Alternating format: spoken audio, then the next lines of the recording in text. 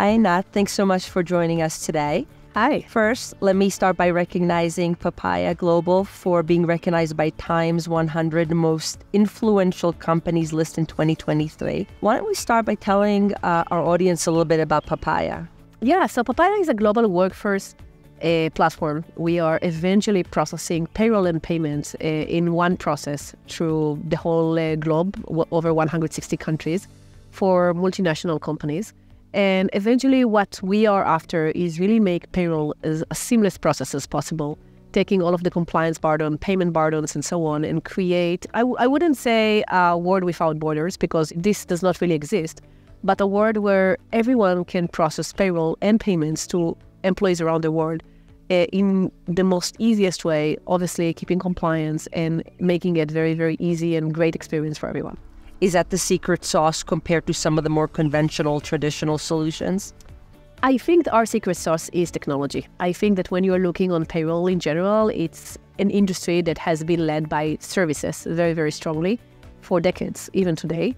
And when we were looking on payroll and the problems that we are solving, we really wanted to take the best-in-class technology and to assure that we can put it in the hands of payroll and solve the payroll complexity by leveraging technology, not trying to eventually create yet another services companies. So use the word technology. We're sitting here at the Fortune Brainstorm Tech in Park City, and there is not a single conversation that goes by without the mention of AI. Can you talk a little bit about how AI is impacting your business or maybe some other tech trends that you are leveraging or realizing that impacting the services and solutions you're providing? Sure. So we love AI, okay? Before we'll touch base maybe about generative AI, which is new. We implemented AI in Papaya from the very early days because eventually payroll is kind of a very interesting place in the organization where you deal with private information from one hand, both of the organization and both of the individual. You have quite a lot of complexity of compliance that is constantly changing because unfortunately governments don't really think on scale when they are adding complexity on payroll and compliance. And then you have also the bottleneck of the payroll processing, which is a recurring process. It's very, very timely and needs to be correctly and on time every single time. And we implemented AI in many places where we assure that first we can validate data, we can assure that we have full control, 100% control on each individual's information, and we don't hand over, for example, the wrong payslip to the wrong person, and that we can eventually create those discrepancies and automation on everything that we are doing. Now, generative AI is an amazing thing because generative AI is, for us, is the next level. When we are looking on the biggest kind of issues and obstacles that currently companies have, is to understand how employment and legislation works outside of their country. Because you're in the US, if I'll ask you how to employ somebody in the US, in New York, you'll probably know. But if I'll ask you, how do you employ somebody in China? Right. This is where you don't have a clue, right? And this is those bits and bytes of things and information where we can take generative AI and actually transform it into a great experience where you can actually consume knowledge and understand the process without even asking the questions. I do think it's exciting. I think a lot of the, I don't want to call it hype, but the excitement around it is the ubiquity that AI has brought to the end user as well. Maybe kind of take a step back away from Papaya, but what are some other trends that you are following and excited about? I'm always excited about automation, about everything that is taking finance, compliance, making our life easy by really, really saving times. And not only kind of creating great features, right? I mean, we are all as consumer, we really like to have like new apps and kind of discover the web. But I think when we are working, we really need, the only thing that we need is optimize our time. So I'm very excited by borrowing technology. Question from your career journey, and Pat.